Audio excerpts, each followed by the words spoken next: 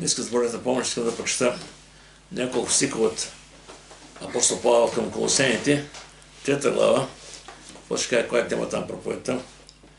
И тъй, ако сте били възкресени заедно с Христа, търсите това, което е горе, где седи Христос отдясно на Бога. Мислете за горното, а не за земното, защото умряхте и животът е скрит с Христа в Бога. Когато Христос нашия живот се яви, тогава и вече се явите с Него в слава. Слава да бъде Господ. Това са много силни стихове, 4 стиха за от Колосените 3 глава.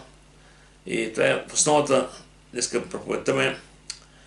Ако сте били възкресени заедно с Христа, търсете това, което е горе, казва Словото Божие. И наистина, много ще видим за какво става въпрос. За къде става въпрос, за къде горе и какво търсим. Но тук нещо има, нещо, което ако сте били възкресени, казвам. Сега всеки един човек, преди да приеме Бога, е мъртъв греховете си, така казва Словото Божие. И когато не приемем Бога, когато се покаем, когато вземем на кръщение вече, най-вече, ние умираме за този свят и се раждаме за нов живот. И тук Колосените 2 казва така 12.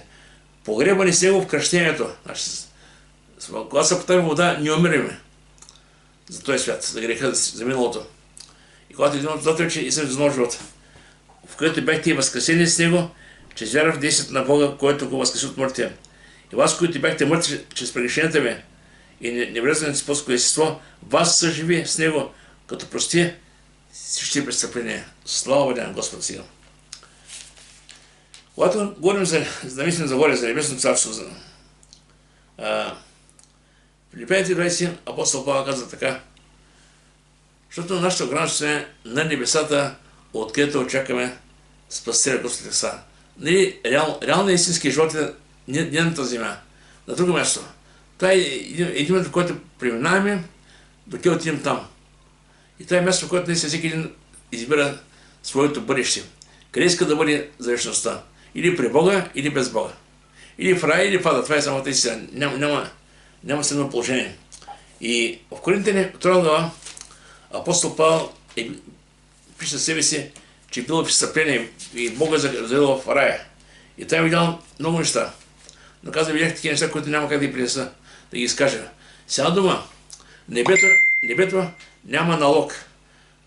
Небето е нещо уникално, нещо съвършено. Няма как да вземем, да оставим така в тази земя, там е така и така. Апостол Павел е бил там, видял е. Обаче няма какво да каже. Няма какво да каже. Но тук казва нещо пак, до някъде, че наистина нещо е съвършено в небето. В Коринтяни казва така, а според както е писано, каквото око не е видяло, ухо не е чуло, и често се не е захождало, че е проектил Бог за тия, които го любят. Значи каза първо, око не е видяло. Значи няма нещо, което да вземе, да се видели, да кажем, нещо подобно на това ще в небето. Няма такова нещо. Нито пък сърцето може да си помислиш точно ще бъде. Нито в умът ти. Няма как. И сега ще казва, защо човекът на тази земя си поставя някакви цели, някакви амбиции, иска да има нещо, да кажем, хубава къща, хубава кола, семейство, дом, деца.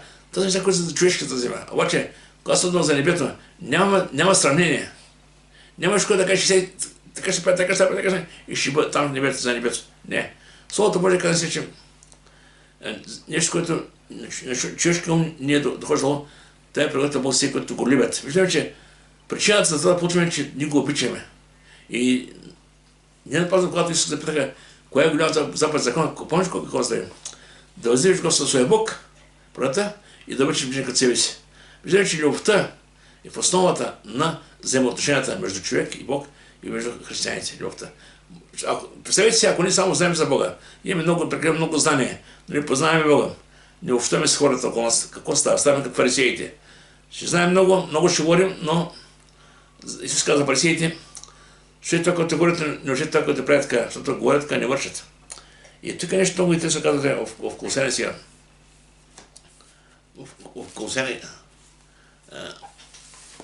Така, търсите това, което е горе, где седи Христос отдясно на Бога. Това още е неща. И самия апостол Павел в Филипяни пише много интересни стихове, да описва долу-горе своето състояние, мога да го описва, какво ми стои за небето. Той не се притеснява за това, защото той, ако четем Коринтяни, Деяния на апостолите на други места, той пише колко много бой ял. Много изпитания човек, много изпитания. Първи се като умрял. Първи се наистина като вече като ненужен, ако мога да кажа, като човек. Той като да бяха на ръба смъртта, там в Коринтяни пише. Но с Бога напред устояваш и устоя до край. И той каза така, защото за мен да живее Христос, а да умра придобивка. Но ако живее в тялото, това значи плод от делото ми. И така ще да избера, не знаем. Но съм натясно между двете. Понеже имам шанс да отида да бъда Христос, защото той би бил много по-добър за мен. Но да остана в тялото е по-нужно за вас. Вижте, той да се създаваше. Той знаеш, когато напусне тялото тази духа, като ти, отива при Бога, това ще бъде много добре. Обаче каза, аз съм необходим за вас тук да ви укрепвам. Да можете сега да се укрепите, да бъдете заедно. Така за вярата. И той каза, съм разумен така между двете. Дали да бъда тук, да бъда там. Защото той знаеш къде отива. Вижте, нашата вяра не се основава нещо, което едва някой нещо казал някъде. И сега има ли рай, няма ли рай, има ли нещо, има ли вечност. Вижте, ще кажа, нашата вяра се основава това, което каза Господ Христос. Нашата вяра има твърда основа. И твърдата основа е именно това, което каза Господ Христос. Йоанна 14, отивам така, не се притеснявайте, не се безпокойте. Вие вярвате в Бога, вярвате в мен, каза. И така, дома на отца ми има много обиталища. Ако не беше така, аз ще да ви кажа, каза. И аз съм да приготвя място. И като да правя място, ще да взема там, където се да бъдете и вие. Наистина, това е едно чудесно обещание за нещо, което ми се случи. Обаче има нещо, което вървейки по пътя, ще съседните нас. Бог извърши една реална истинска промяна всеки от нас. Или подготвена за небето. Сега, ако Бог на земя така, как сме така, с греховете на земя горе, кой ще стане небето? Остане като земята. Значи, самото дума освещение или освещавам, това е в момента, който Бог ни очиства от нещата, които не са добри за небето. Това има пороци, слабости, грешки, грехови общи взимате. Защото не сме грешни по природа. И всеки, идейки при Бога, си има своята каруца, ако мога така за себе си. Но, като имам при Бога вече, брека, стъпка в стъпка, едно по едно, Бог на променя. И нещо те е важно, вижте, нещо те е важно. Не може вечният Бог да дойде в теб и ти да останеш същия. Това е невъзможно. Няма как да дойде Бог в този живот и ти може да завърши старите грехове, да бъдеш стария човек. Значи, имаш сбъркан в цялата ситуация. Бог е да живее в нас и Неговото присъствие в нас ни води към реална истинска промяна. Не промяна само от думи, наистина промяна истинска промяна. Именно това прави Неговото присъствие. И тук сега, в Колосяни, апостол Павел наистина каза нещо, което е важно наистина. Представя човека пред дилемата. Човек е или в Христос, или е мъртъв греховете си. Няма се едно положение. Сега дума, ако човек повярва в Христос, Словото Божие казва, че Бог не съживява. Даш малко да там си описвам как са нещо. Ако оставиш греха си, ти си мъртъв в греховете си. Може да се жив за този свят, но си мъртъв в греховете си за пред Бога. Сега, всеки един човек, ще повторя веднъж, или в Христос, жив в Христос, или мъртъв в греха. И това е изборът. Живот или жив или мъртъв. Ще дам пример сега. Помните блудния син. Когато блудният син се върна при баща си, той почна да оправдава. Каже, Боже, татко, аз не заслужавам даже наистина, да речем, че твой син се греши против теб, против небето. Баща му го прегърна и какво му каза? Дайте ново облекло, за което го не телят, ще пируем, ще живеем. Защото каза, мой син бе мъртъв и оживян и изгубен бе и се намери. Това е състоянието на всеки един човек вън от Бога. Мъртъв, изгубен. Бог желае, Бог каза на Божие, затова да стигне времената. Много повече и повече хора да дойдат, да чуят, да бъдат спасяват. Това е целта на Бога. Бог те може да каже, че е цяла човешка история. И кой ще каже, бъде, може да толкова бързаш. Бог е суверенен. Света е Негов. Всичко е Негово тресе. Той каза, край свършва. Така че, разбираме, че всичко е преката на Господа. И помните още, когато Битие втора глава, 15-17, нямаше цялата история, когато Бог се взима Адам и го постави в Едемската градина. И му каза да я пазим, но имаше една заповед. Една заповед само имаше. Тъй като един, когато идеш от дървото, непременно ще умреш. Ева още имаше създадена. По-късно Бог създаде Ева. И когато създаде Ева, не пише колко време са живели така с покорство на Бога, обаче видим и качка домата. Ева беше изкушена от дявола, се греши, после се греши Адам. Все се откъсна, Бог изгони един страден. И кога ставаше чрез един грях на Адам и Ева, виждат така, че греха премина от всички човеци. Сега дума, всички хора, след Адам и Ева, са грешни. Защото носят природата на Адам и Ева. Сега дума, не казвам, аз съм виновен, че Адам се греши. Ти си виновен, ти дойш от там. И тук Словото Божие казва така, защото както ще има прегрешение, греха влезе в света и че греха смъртта и по начин на смъртта мина с човеци. Ще се грешиха. Всички се грешиха, Словото Божие. И в Римляните 20 Словото Божие казва нещо повече.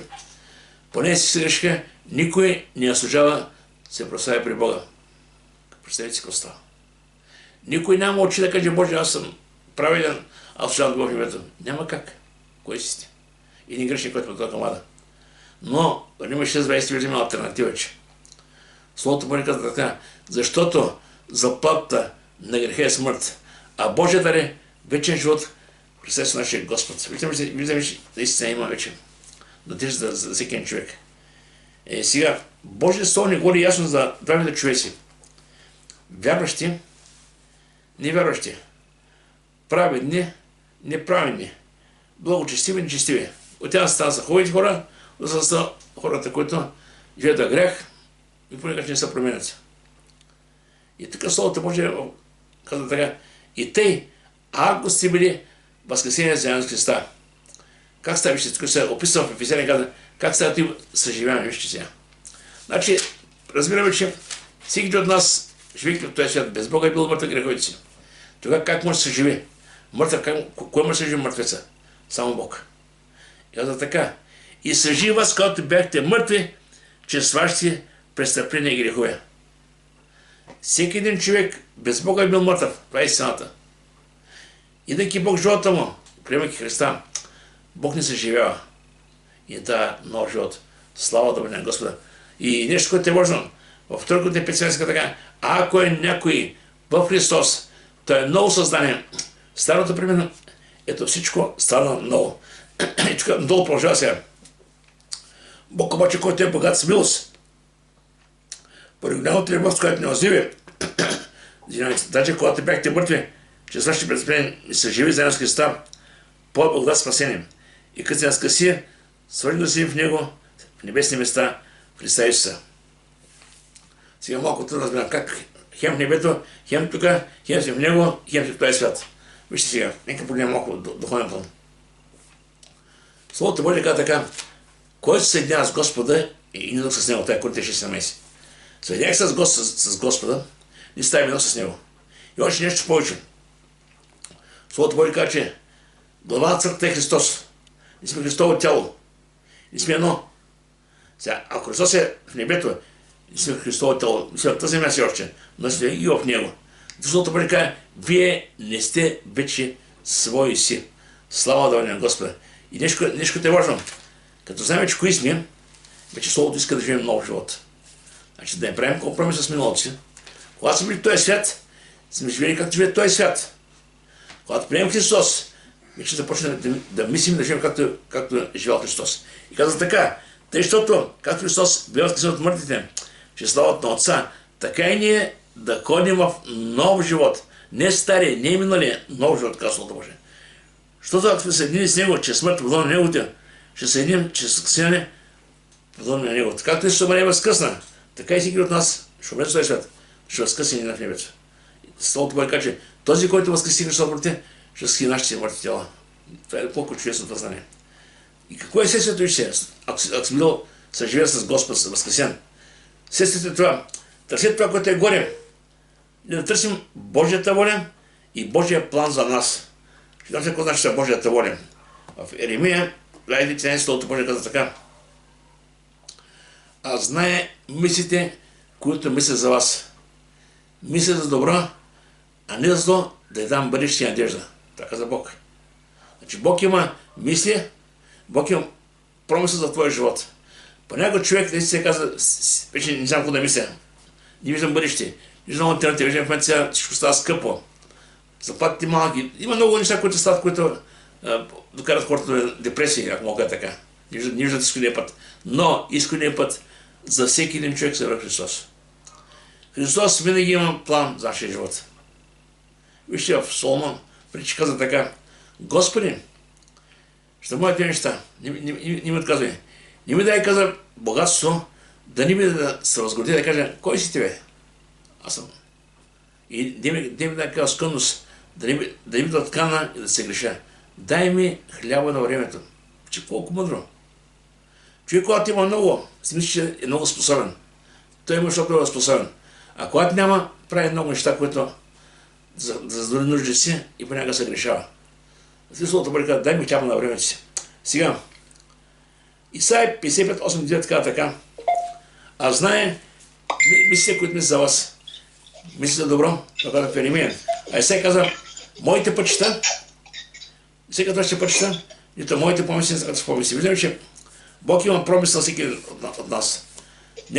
Неговите пътища, неговите помисли са като нашите. Вместо да залутаем в него, ако спете го хорите куче. Маргарета сменим какво накуче.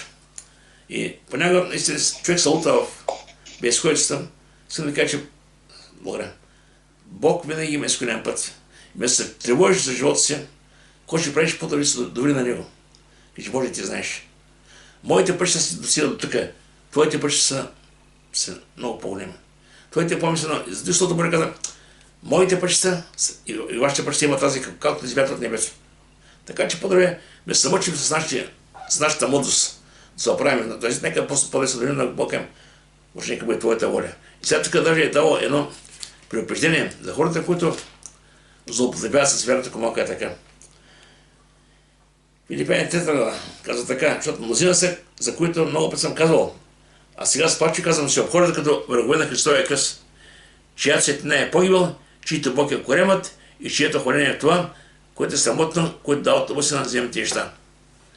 Човекът мисли за този свят, мисли, че наистина той е господаря. Ама разберете, има ни който е над нас, има ни който е над цялата страна.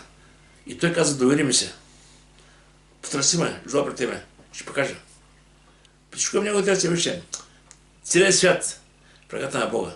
И ме се луташ, сам учиш в този свят. Се устребваш, когато да кажеш, Господи, дека бъде твоята воля. Знам, че наистина ти имаш много по-добро, отколкото мога аз да реша за себе си. И това е много важно. И след това, така, мислете законното, а не земното. Всяко начин. И това не значи да случай, тук да мъка седиш и си мислиш горе какво става. Не. Тук става дома.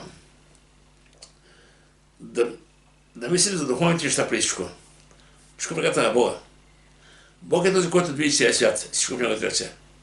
Сега много неща не може да ги променим сами ние.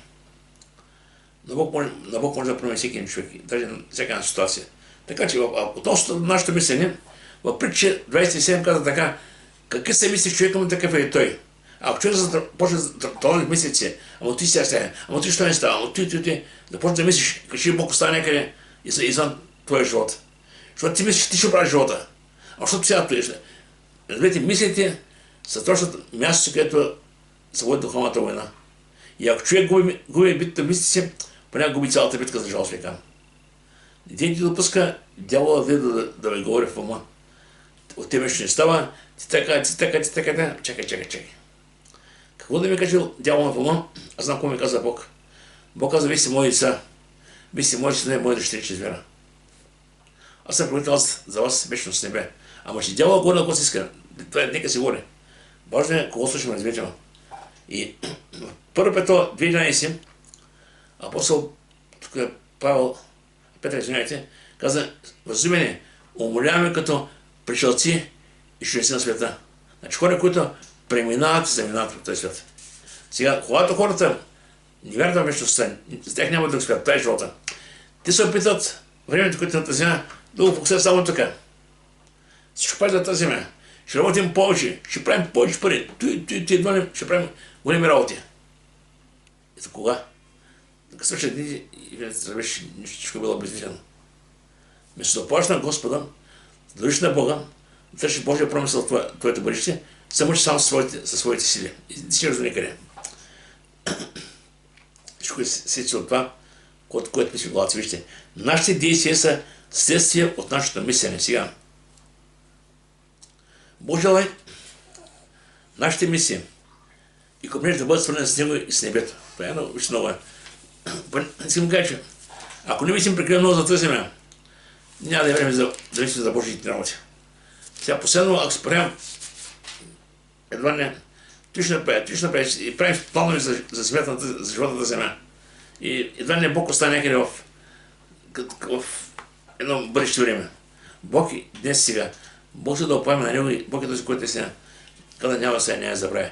В Римлян 17 се казва така. Римлян 17. Защото Божието царство не е еден и пиене, но правда, мир и радост Святия Дух. Виж колко правилно казва. Защото на тази земя, хората земя живеят с това, което тя хапнеш пинеш. И аз ще пием, весели се да се нарек. При Бога не е това. При Бога има други неща. При Бога има присъствие на Бога. Има общност с Бога. Има много неща в духовния свят. Бог на подводите за небето, да бъде наистина истински и се споделен там. И тук принцип е така, защото никой от нас не живее себе си и никой не умре себе си. Понеже ако живеем, за Господа живеем. И ако умираме, за Господа умираме. И тъй, живеем ли, умираме, Господа не сме. Виждаме колко ясно казвам.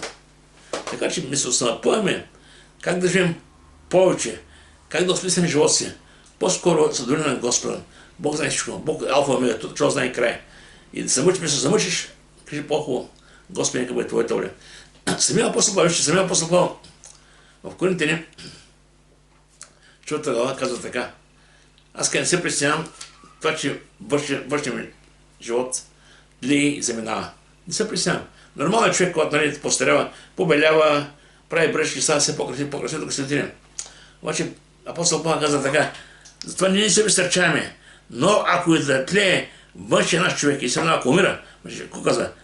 Пак вътрешния всеки се подновява. Значи, това, което е важно, това, което е ценно за небето е вътрешният човек. Този човек, вънка, апостол Павел каза, пръста ще се върне от пръста, открите земята. Духа ще се върне при Бога, който е дал. Така че, важно е, мисля това време, когато духа, човечът при Бога. Това е ценния момент, в който с Бог, как срещаме с Бога. Какво ще живем като им при Бога. Вижте, там има две опции, две възможности. Едната възможност е ела, добри и верни слуга. Ще прегърне. А другата е махни да се познавам ти, който вече беззаконие. Виждаме, че следствието от твоя живот зависи какво ще там небето. А ако ти се вълнуваш от тази среща с Бога и купнееш да бъдеш с Него, ще пази себе си. Няма да живее грех. Ще пази себе си, как Господ иска да бъде при тебе. Но ако човек се притеснява, за жал си нещо, че тия думи, може да те познам ти, който върши беззаконие. Сега, и тук вече самия Колосяни говори за нашето положение пред Бога. Сега, има разлика между положение и поведение. Положение е това, което сме пред Бога, а поведение е това, което сме в живота днес. По положение сме едно, по поведение си има още нещата, които трябва да се променят. По положение ние сме Божии деца. Яна 12 казва така, а но ние, които го приеха, Бог даде право, се нарекат Божи чада. И тук обяснява това, защото умряхте и животът ти скрит става Бога. Умряхте за този свят и животът ти скрит става Бога. Сега, и ние сме в Него. Това е нещо, което това е нещо. Няма как да го разберем с този път. Ние живеем на тази земя и понякога е трудно как си на тази земя и ем си там. Да, така е. Защото Бог е навсякъде, още ние сме Негови деца и Той е народил, спасил не и Той казва, не си вече свои си. След това има нещо, което е по-важно. Ние сме Христово тяло. Главата това е Христос. Ние сме тяло. Примерно казах, този, който си наш Господ, става един дух с Него. И няма правилно Словото Божие казва, че църквата, като цяло е Христово тяло, а главата това е Христос. Виждате, говори за единство, което е между Бог и между нас. между Христос. И казва така: всичко, по което е писание правила, всичко, по което пътнозете му, поставя го да бъде глава над всичко в църквата. За църквата, която е неговото тяло, изпълнена с пълнотата на този, който изпълнява всичко. Значи, виждам, че Христос е главата, ние сме тялото на Христово. Другото е важно. Пример 20 глава, 4-5 стих. И каза не само Христово тяло, но по-отделни части един на друг. Това говори за функцията на самото тяло. Ние сме части, нуждаем се един на друг. Няма индивидуално християнство. Няма някой да каже: аз съм спасен, не ми показва никога, не ме интересува никога. Няма как да бъде нищо. Ако спасен, непременно трябва да си някъде в тялото Христово. И трябва наистина да намериш мястото и да бъдеш ценен за Божието царство. Че с тебе някой ще повярва в Бога. Може някой друг. Се молим за друг. Се магаме това, ще слото бъде така. Както те имаме много части в едно тяло, а не всички части имат същата служба.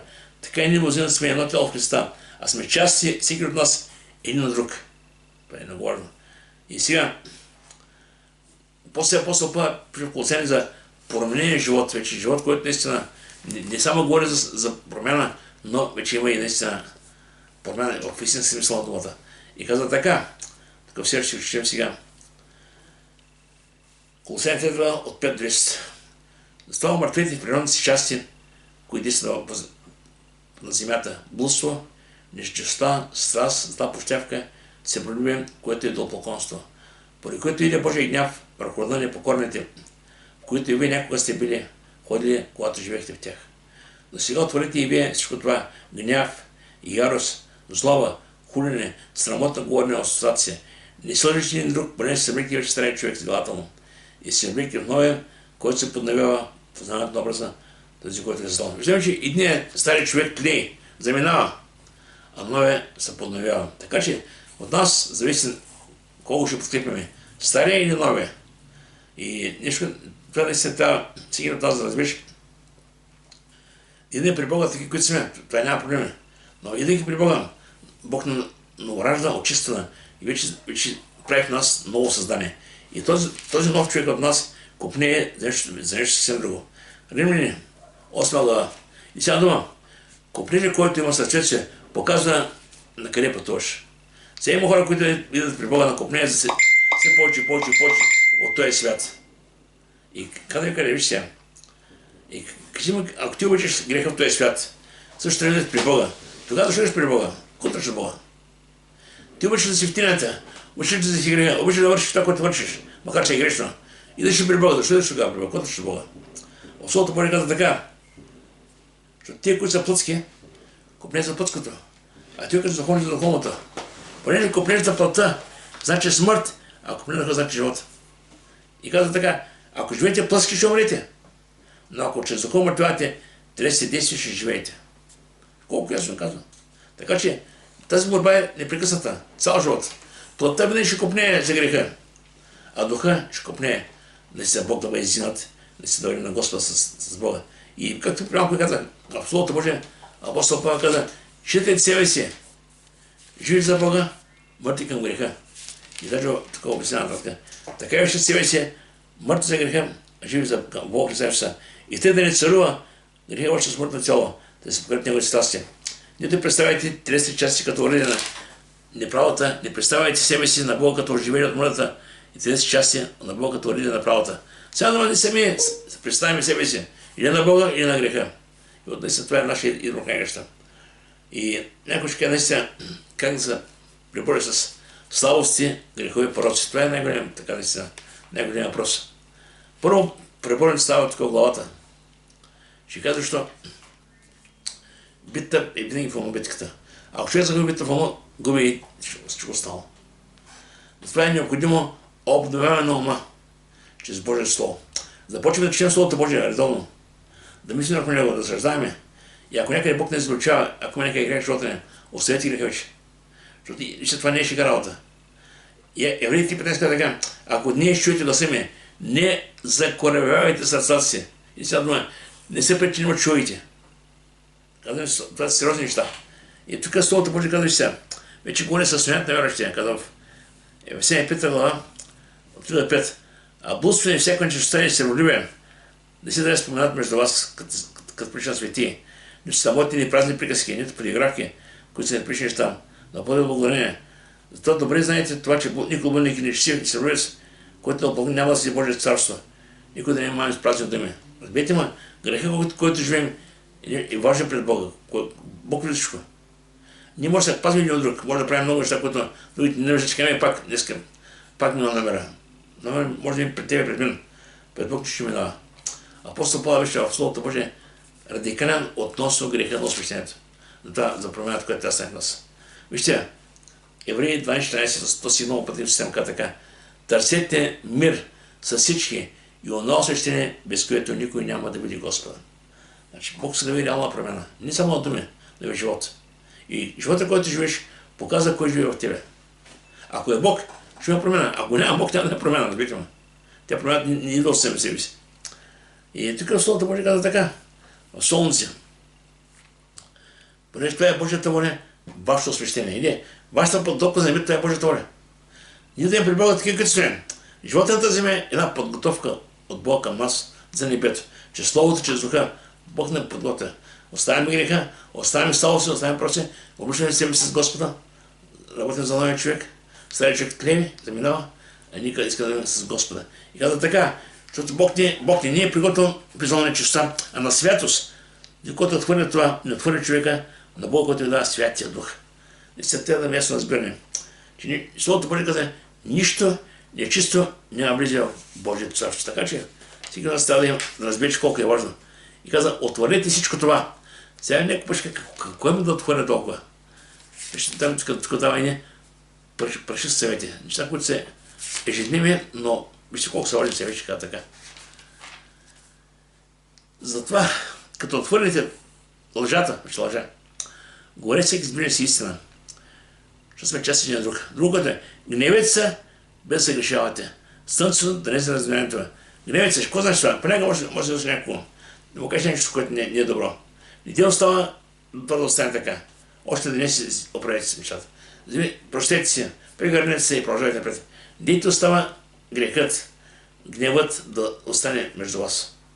Защото по този начин не дай място на дявола, разбирате му. И казва така, нито давайте място на дявола.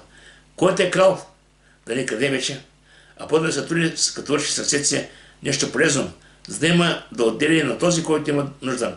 Никак гнила дума да не е за устата ми, но това, което е добро за издание според нуждата ми, за да принасяте плод на благодата тези, които слушат. И не оскърбявайте Святия Божи Дух, който запишете на весен. Всяко огорчение, ярост, гняв, вик и хула, вземам всека зола, се махна от вас. А бъдете един към друг, благи, милосърдни, прощавайте един друг, както и Бог Христа е простил на вас. Виждаме колко ясно говоря. Нещо трябва да отпадне, след като това дойде именно другото. Новия човек. Слава да всеки на който се подновява в нас. И наистина това е важно. Важно е всеки от нас да отхвърля. Сега някой ще каже, какво да отхвърля? Аз не мога да ще рекнам. Вярвам, че Бог ти казва кое не е добро в тебе. И че имаш още нещо, което. Знаете, борбата е само живот. Въпросът е, когато Бог не говорим, не се правим, че не го чуеме. Да кажем, Господи, да, аз знам. Аз за моята слабост. Дете на поговорка, всяка жена има бухнал за вратата там, да го като ми те остава бухнал малко. Значи всеки знае кое има в живота си. Нещо, което не е добро.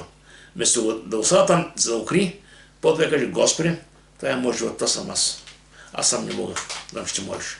И когато оставим ръката на Господа, тогава ще Божията благодат и Божията милост, нещата се променят. Сега в Евреи 20 казва така, нека отвърнем всяка тегота и греха, който лесно е изпитан, и с търпение, нека че не жертва при нас попреще, като гледаме Исуса. Каза грех, който лесно е изпитан. Всеки от нас, когато сме греха в преди, всеки от нас това грешен със своя има своите пороци. Обаче, идвайки при Бога, Бог прави в нас ново създание, новорождение вече ставаме нови хора. Бог не иска нищо нашето минало да бъде там. Минало трябва да бъде изоставено, забравено толкова. Там вече бъде новия човек. Слава да бъде на Господа. И сега, докато стария човек е онова, което сме били като се на Адам, дъщеря на Адам, новия човек е нашето ново положение пред Бога. Нещо, което е ново. Ново създание. И Словото Божие подновява новия човек. Той става чрез Бога, чрез Святък и чрез Словото Божие. И нещо, което е важно за нас, промената в самия характер, тя става, когато четем Словото Божие, когато превъдаме и непременно има реално промяна в характера. Галатяни 5 глава, 22 си казва така. Плода духа е любов, радост, мир, кротост, благост, верност, милосърдие, всевзаемне, дълготърпение да седят плода на духа. Знаете кога дава плод? Лозата е пръчката. Когато пръчката на лозата, тогава дава плод. Когато е извън лозата, няма как. Сега да кажа, че когато пребъдем Господа, тогава ще имаме плод. Иначе може човек да има много знания, ама да я кара, т.е. със своите правила, със своите разбирания, няма да е плод живота му. Но когато е присъединен към Христос и когато последва Христос всеки ден, той ни приношива промяна в него живота. И тук Словото Божие казва така. Римляни 12 глава, ще прочета един раз сега, с който завършам. Така, и не дейте съобразен с този свят, но преобразявайте се чрез обновяване на ума си, да познаете отопе, че това е Божията воля. Това, което е добро, гонено и съвършено. Ще казва така. Той е свят, ако гледаме този свят, ставаме като той е свят. В света от човека, хоп, ще ме с него. И после Словото Божие казва, къде да гледаме, вижте. Във 2 Коринтияни 3:18 казва така.